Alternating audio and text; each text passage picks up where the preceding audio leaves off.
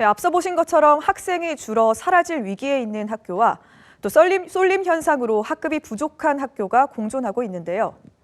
경기도 전체의 학생 수 현황을 조윤주 기자가 살펴봤습니다.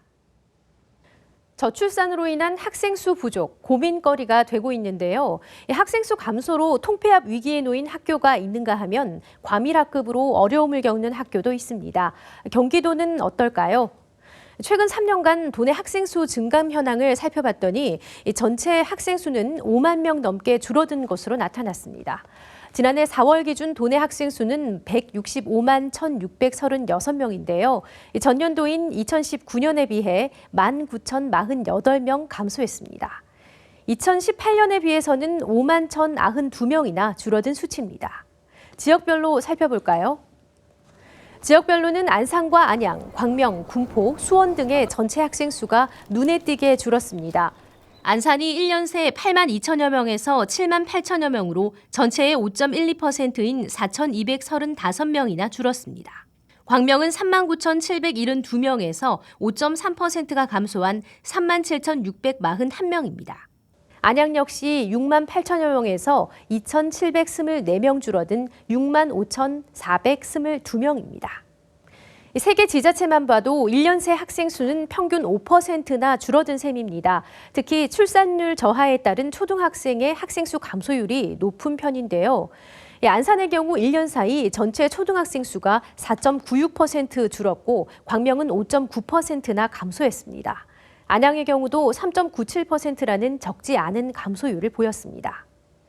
반면 동탄 신도시 개발로 인구수가 급격하게 늘어나고 있는 화성시의 경우 학생 수가 크게 늘어났습니다. 지난해 2019년에 비해 2020년에는 학생 수가 6,721명이나 증가했습니다. 그런데 학생 수는 감소하고 있지만 수원과 용인 등의 일부 동에서는 오히려 인구수가 늘어난 곳도 있습니다. 수원시의 경우 2020년 전체 학생 수는 15만 4,640명으로 2019년에 비해 4,696명 줄었습니다.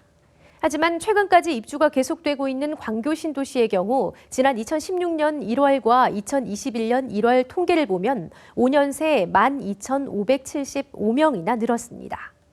이렇게 학생 수가 늘어난 곳은 학교가 더 필요할 텐데요. 교육당국은 신중한 입장입니다. 전국적으로 학령 인구가 줄어들고 있는 만큼 더 지었다가는 감당할 수 없기 때문인데요. 교육부는 학급당 적정 학생 수를 32명으로 보고 교육청별로 이 수준을 넘지 않으면 신규 학교 허가를 잘 내주지 않고 있는 상황입니다. 2개 올리면 하나 될까 말까잖아요, 지금. 평균 30-40% 정도밖에 통과를 못하고 있거든요. 결국엔 뭐냐면 절반을 통과 못하고 있는 거예요. 출산율 저하로 전체 학생 수는 감소하고 있지만 일부 신도시에서는 과밀 과대 학급 현상이 일어나고 있는 상황입니다.